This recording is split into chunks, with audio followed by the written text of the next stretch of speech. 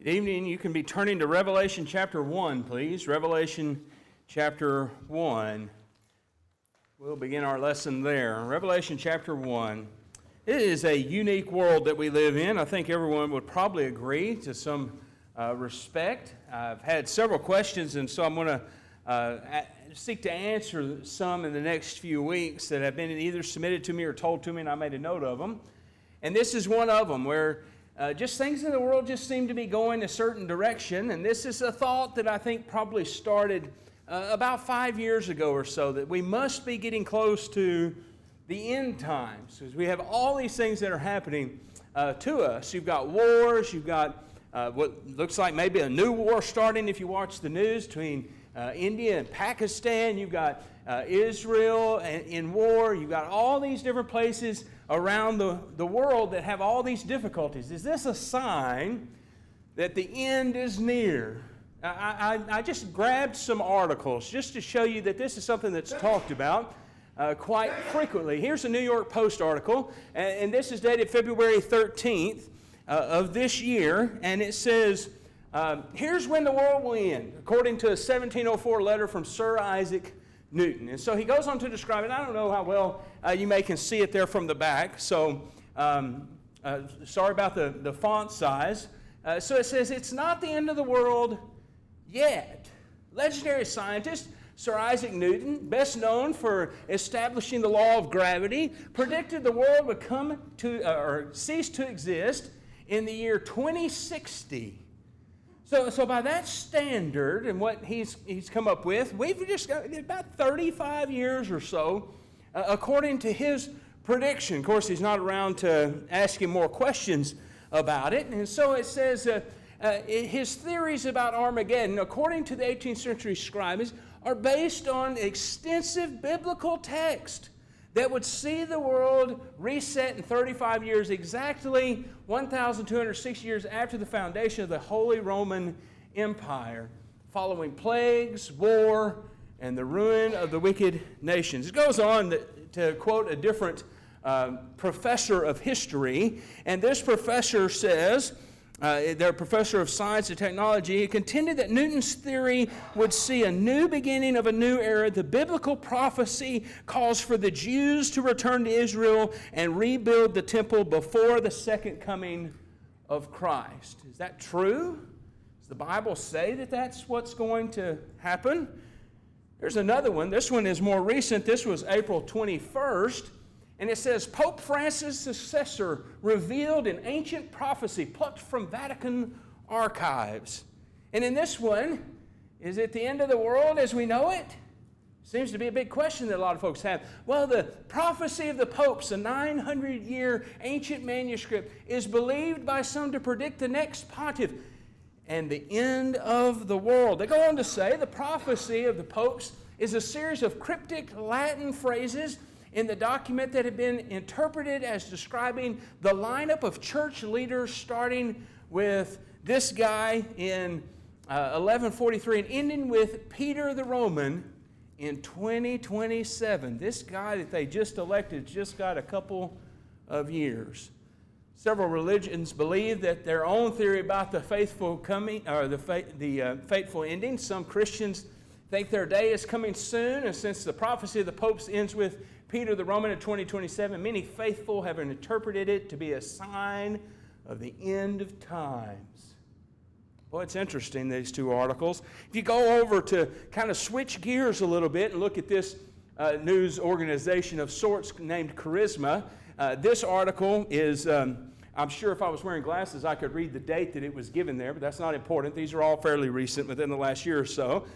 But anyway, this article says there's 6 prophetic events that will usher in the end of the age. And so he identifies the first 5, but he describes them in this way. Chaos in the world today filled some people with trepidation about future days, but don't fear, Jesus already claimed victory.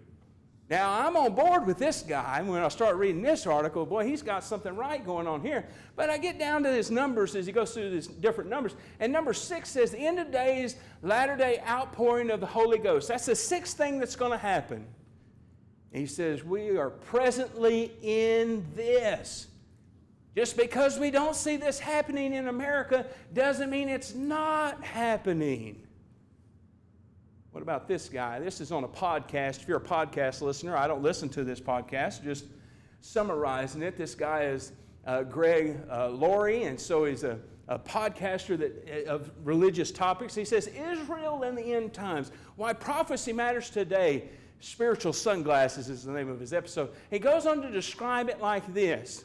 He says, why do we wear sunglasses? To keep the bright lights from hindering our ability to see what's lurking in the shadows? Well, today on A New Beginning, we'll all put on some spiritual sunglasses. These prevent what's lurking in the shadows from hindering our ability to see the bright light of Christ. And this guy, Greg Laurie, brings an eye-opening study that examines what's going on in our world and actually in the Middle East, so we can see what's coming very soon in God's end times plan. Now, there may be things that we see and think about that we say, well, there's some things that have got to happen. I mean, all these guys are prophesying, but there's got to be earthquakes and weather events and all sort of things that have got to happen for the end times. That's a part of the signs, right? Well, sorry to tell you, but the Austin Statesman newspaper put out an article just in the past couple of weeks, says that the season for the hurricanes this year is going to be, could be, however you want to interpret it, with volatile hurricanes, similar to those seen in 2017 and 2023. Hurricane Harvey that hit the Gulf Coast of Texas in 2017. They're going to talk about that. This is based upon the Colorado State University. Look at the things that are happening, and this one's going to blow your mind. This is a current map from about 2 hours ago of earthquakes that have happened in the last day. Every dot's an earthquake. I'm going to give you a surprise. If you look at this every day, it's going to look about the same, because earthquakes happen all over the world at all times, every day.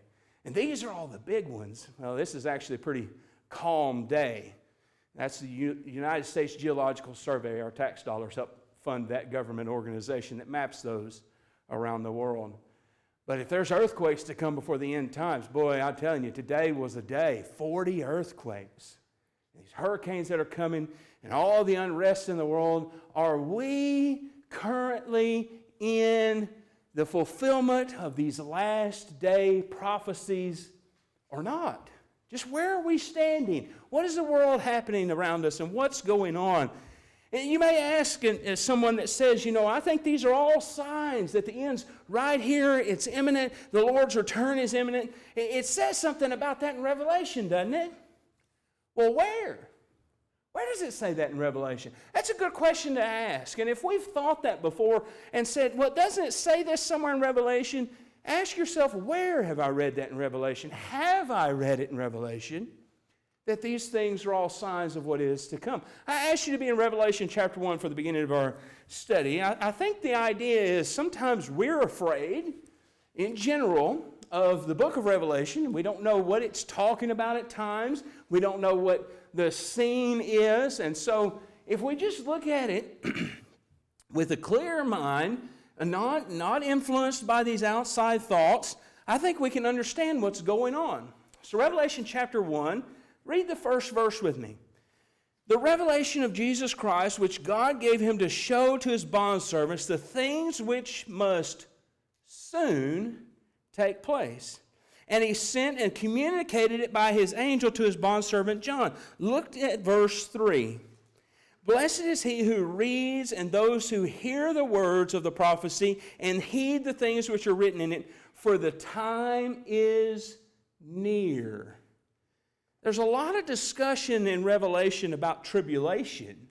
And in verse 9 it says, I, John, your brother and fellow partaker in the tribulation and kingdom and perseverance which are in Jesus, was on the island called Patmos because of the word of God and the testimony of Jesus. John says, I'm participating in the tribulation. He wrote this book. It's probably the last of the New Testament books, and it was probably written before 70 AD, but it may be that it was written as late as 90 AD. It's not a discussion about when it was written. And he's saying, we're looking at it from a lens of about 1950 years ago, and he's saying it's at hand, it's soon, and I'm a partaker in it. Look down in verse 19. It says, therefore write the things which you have seen, and the things which are, and the things which will take place after these things. Chapter 2 and chapter 3 pretty well describe about the things and the things going on in that time that John writes, and it includes tribulation. Look at chapter 2, verse 9. Chapter 2, verse 9. I know your tribulation and your poverty, but you're rich, and the blasphemy of those who say they are Jews and are not, but are a synagogue of Satan. Verse 10. Do not fear what you are about to suffer. Behold, the devil is about to cast some of you into prison, so that you'll be tested, and you will have tribulation for 10 days. Be faithful unto death, and I will give you a crown of life. Skip down to verse 12. To the angel of the church of Pergamum write, the one who has the sharp two-edged sword say this, I know where you dwell, where Satan's throne is, and you hold fast my name, and did not deny my faith even in the days of Antipas. My witness, my faithful one who was killed among you, where Satan dwells. Evidently in Pergamum there was a man named Antipas who was killed, and it seems from those two verses that it was in connection with his faith. These people were in tribulation. No doubt about it, certainly they were. That's the things that are. We just saw that John's purpose was to write the things that are and the things that were to happen, as he was shown, that were about to happen after these things. So these are the things that are happening, chapter 2 and chapter 3. Look at chapter 4. In chapter 4, it begins in verse 1. It says, after these things, I looked, and behold, a door standing open in heaven. And the first voice that I heard, like the sound of a trumpet speaking with me, said, come up here, and I will show you what must take place after these things. So John begins writing some things that are at hand, not somewhere far off, not 2,000 years later, and he's going to go through the next few chapters in Revelation and use this figurative language of judgment that God brings, culminated in the victory of the kingdom of God. The last 3 chapters of Revelation, from chapter 20 especially, we see some things about the return of the Lord at the end of time. But for the most part, Revelation deals with things that the people experienced then. Not necessarily things that are in the future for us, but their experiences then and encouragement that they would need then. Homer Haley wrote in his book this quote about Revelation. He said, the book is designed to encourage Christians to be faithful in the face of all opposition and persecution, regardless of how terrible the onslaught might be. I think that he got it right. That the idea of the book of Revelation, as we look at it, it's a prophetic book. I'm not doubting that at all. But there's a lesson in it for the people that it was written to. Not a single book of your Bible was written to you. They don't start out with, to Coy Baldwin. They're letters. We get to read other people's mail. But every one of those books was written for you and for me. So this book was written to people then in a situation they were in then. I get the benefit of it. I get to see how they were going to overcome with faith. And so when I look at the book of Revelation, it's a roadmap to understanding how to keep my faith in the face of opposition and the victory that is to come for the kingdom of God. But I'm not sure that I can look at Revelation and understand world events today that are leading up to Jesus' return. Look over with me in Matthew chapter 24, another key text in this discussion. Matthew chapter 24. This is where you'll read about those things I was mentioning, like earthquakes and all the tribulation and all the famine and all that leads up to it. And there's things here in Matthew 24 that, granted, are easy to be misunderstood, things that are leading up to it. And so in Matthew chapter 24, in verse 1, the context reads like this. Jesus came out from the temple and was going away when his disciples came up to point out the temple buildings to him. Now, what seems to be happening is they're walking through Jerusalem, and some of his disciples come up to Jesus and they say, hey, Jesus, do you see the temple here? About 600 years prior to this, the temple laid in ruins, and so they were rebuilding it then, but now during Jesus' time, they were either in the middle of it or they were in a finished portion, it seems, of a renovation project for the temple. And it seems like that's kind of what the disciples are doing here. They're saying, hey, we've been working on the temple here. Do you see how it looks and how beautiful it is? Look at verse 2. And he said to them, do you not see all these things? Truly I say to you, not one stone here will be left upon another which has not been torn down. What a response. Jesus, look at the temple, and we've renovated it, and it looks so nice, and everything's all up to date and all those sort of things. And it had been destroyed before, and now you're saying it's going to be destroyed again. Jerusalem's going to be destroyed, and other peoples from the nations had been brought in once before to populate Jerusalem. And you're discounting it, so to speak, is the way they're thinking. Well, verse 3. As he was sitting on the Mount of Olives, the disciples came to him privately, saying, tell us when these things will happen, and what will be the sign of your coming and of the end of the age. Some people think that the disciples here are asking two questions, thinking, well, when is the destruction of the temple going to happen? And while you're at it, go ahead and tell us about when you're going to return the final time again. But that's not the context. The context is we were walking by the temple. We saw the temple renovation. I made mention to you, Jesus, about the temple renovation, and you said, this is all going to be torn down. This is all going to be destroyed. So the question is, Lord, when you come in judgment to destroy this temple, what are the signs of that? What's the signs of the end of the age coming? And what's the sign of your coming in judgment? And there's various times in the Old Testament where you have this sort of language that's here in Matthew 24 that is used in a judgment sense. And you have figurative language, like where it talks about the sun and the moon and the stars going dark, and language about clouds and all that sort of stuff. And we can get off into looking at that, but don't miss the context. The context is, when's this destruction going to happen? What are the signs for that? Read with me in verse 6. Here are the signs. You'll be hearing of wars and rumors of wars. See that you're not frightened, for those things must take place. But that's not the end yet. For nation will rise against nation and kingdom against kingdom. In various places there will be famines and earthquakes. But all these things are merely the beginning of the birth pains. Then they will deliver you to tribulation and will kill you, and you'll be hated by all nations because of my name. At that time many will fall away and will betray one another and hate one another. Many false prophets will arise and will mislead many, because lawlessness is increased. Most people's love will grow cold, but the one who endures to the end, he will be saved. This gospel of the kingdom shall be preached in the whole world as a testimony to all the nations, and then the end will come. What end are you talking about, Jesus?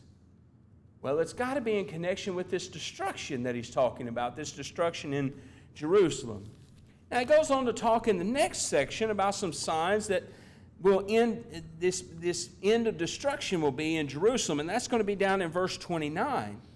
So in verse 29, he says, immediately after the tribulation of those days, the sun will be darkened, and the moon will not give its light, and the stars will fall from the sky, and the powers of the heavens will be shaken. And then the sign of the Son of Man will appear in the sky, and then all the tribes of the earth will mourn, and they will see the Son of Man coming on the clouds of the sky with power and great glory. Now that's figurative language that we see in the Old Testament. And your text may actually be in all caps, trying to give you an indication of this, as the printers here and the translators saying, this is Old Testament quotations that are given here, that God's going to come in judgment. When it was quoting this from the Old Testament, and you look at those references, it wasn't talking about, at that time, Jesus coming in judgment for the end of the world. At that time, it was talking about God's judgment upon his people by the nation Babylon. And so they were going to come in and execute God's judgment upon Israel. Here Jesus is saying this judgment and destruction that is to come, that's the same sort of language that I'm talking about. Verse 34, truly I say to you, This generation will not pass away until all these things take place. He's just gone through and given these signs of the end times, and he's saying, all this destruction, everything that's going to happen, that happened in the first century. He was talking about earthquakes and wars, and I just showed you there are earthquakes that are happening today. There are wars that are happening today. There's all these things happening today. And yet Jesus says these things were things that were going to happen in that generation. Not in 2025 as a sign of his coming, but in that generation of which he was preaching. When we read signs of the end, or any sort of phrase such as that, keep it in context. That generation, destruction of Jerusalem. That's what he's talking about there in that text. Now, I understand there may be a change in thought as he transitions in chapter 25, but at the end of the day, if there's not, there's still this same idea of being prepared that he's talking about there in that chapter. So what do I make of the things that are happening today? What do I make of all these events that we read about and the things that I see on the news and all that sort of stuff? It's unique, no doubt about it. I never thought I would live through a pandemic. I never thought that all the wars that we see or we hear about, I didn't think that that would be something that I would go through. But you think about all the things historically that are happening today and any other day. Is there a sign from the Lord? Is that what this is all about? I don't know. But I want you to see an interesting verse in that kind of thought. Amos chapter 4. Look at Amos chapter 4. I really like the prophet Amos. He's an interesting guy to read about. That's not the point of why we're turning over there, but he just kind of lays things out there of, I'm not a prophet's son. I was just taking care of minding my own business. God called me to come prophesy. So I'm just telling you about the things that are happening, and you need to do something about it. And so God talks about some things and some ways that he uses to try to get people's attention. Is he using these things today? I don't know. I'm just saying in the past he has. Amos 4 and verse 6. It says, now this is God's prophecy being told through Amos. He says, I gave you also cleanliness of teeth in all your cities, and lack of bread in all your places. Yet you've not returned to me, declares the Lord. He's talking about famine. He's saying, I gave you famine. God gave you famine, yes. Why? Why did he give them famine? So that they would return to him. They didn't do it. Verse 7, I withheld the rain from you while there were still 3 months until harvest. Then I would send rain on one city, and on another city I'd not send rain. One part would be rained on, while the part not rained on would dry up. So 2 or 3 cities would stagger to another city to drink water, but yet not be satisfied. Why did God do that? Yet you have not returned to me, declares the Lord. What's the point? He's saying, I want you to come back to me. And I've tried to do some things to get you to come back to me. Look at verse 9. I smote you with scorching wind and mildew, and the caterpillar was devouring your many gardens and vineyards, fig trees, olive trees. Yet you've not returned to me, declares the Lord. I sent a plague among you after the manner of Egypt. I slew your young men by the sword along with your captured horses, and I made the stench of your camp rise up in your nostrils. Yet you have not returned to me, declares the Lord. The report remains. He's saying, I'm trying to get your attention. Verse 12, therefore thus I will do to you, O Israel, because I will do this to you. Prepare to meet your God, O Israel. You want to know the point of it? Get ready to meet God. That's the point that he's saying throughout this text. That these efforts that God put forth in Amos, I'm not saying today, I'm saying in Amos, be sure I'm clear, were to get their attention. I don't know how God's acting today in the affairs of man, one way or the other. But the point here remains the same. We need to get ready to meet our God. Prepare to meet him. Whatever's happening here, whatever's happening there, whatever's happening across the world, we need to be prepared in our life to meet our God. Do we have signs telling us when Jesus is about to come? No. Matter of fact, in 1 Thessalonians chapter 5, just look at the first few verses actually. 1 Thessalonians chapter 5, verse 1, it says, "To the time and epochs, brethren, you have no need of anything to be written to you." Why? Why don't you need it written to you? Y'all so smart? No, that's not it. Because you know when it's going to happen? No. Because verse 2 says, "You yourselves know full well the day of the Lord come just like a thief in the night." You don't know when it's going to come. It's going to come without warning. Verse 3, while they're saying peace and safety, then destruction will be upon them, suddenly like labor pains upon a woman with child. They will not escape. "But you, brethren, not in darkness, that the day would overtake you like a thief. For you are all sons of light and sons of day. We are not of night nor of darkness, so let us not sleep as others sleep. Let us be alert and sober. That is, let us be clear of mind and prepared for that day." We don't have any sign that says this is what we look for, and as soon as we see that, that's when the Lord's coming. It could be today. It could be next month. It could be next year. It could be 100 years from now. I don't know. No one else knows. 2 Peter chapter 3, and the lesson's going to be yours. 2 Peter chapter 3 and verse 10. Same idea Peter writes here. 2 Peter chapter 3 and verse 10. "The day of the Lord will come like a thief, in which the heavens will pass away with a roar, and the elements will be destroyed with intense heat. The earth and its works will be burned up. Since all these things are to be destroyed in this way, what sort of people ought you to be in holy conduct and godliness? Looking for and hastening the coming of the day of God, because of which the heavens will be destroyed by burning, and the elements will melt with intense heat. But according to His promise, we're looking for new heavens and a new earth in which righteousness dwells." The facts, as best as I know them, we don't have a sign. If we're God's people, the end of time or Jesus' return and judgment is not something that we ought to dread. It's not something that we should live in fear over. But if we're walking in the light, we can look forward to His return. If we are not, we need to get ourselves ready. We need to prepare and live our life each day for the end, whether it be that we die and meet the Lord in judgment, or He comes again and it's the end of time. At the end of the day for us, have we prepared ourselves to meet God? Quit looking at all these things thinking this is pointing to something today. Folks, there's been rumors of war since the beginning of time. There's been earthquakes since the beginning of time. There's been famine all over the world at all times. Let's focus on the here and now of what I know. And here's what I do know. God has expectations for me. He has expectations for how I live and service to Him, and He wants me to be His for eternity. He offers that to me.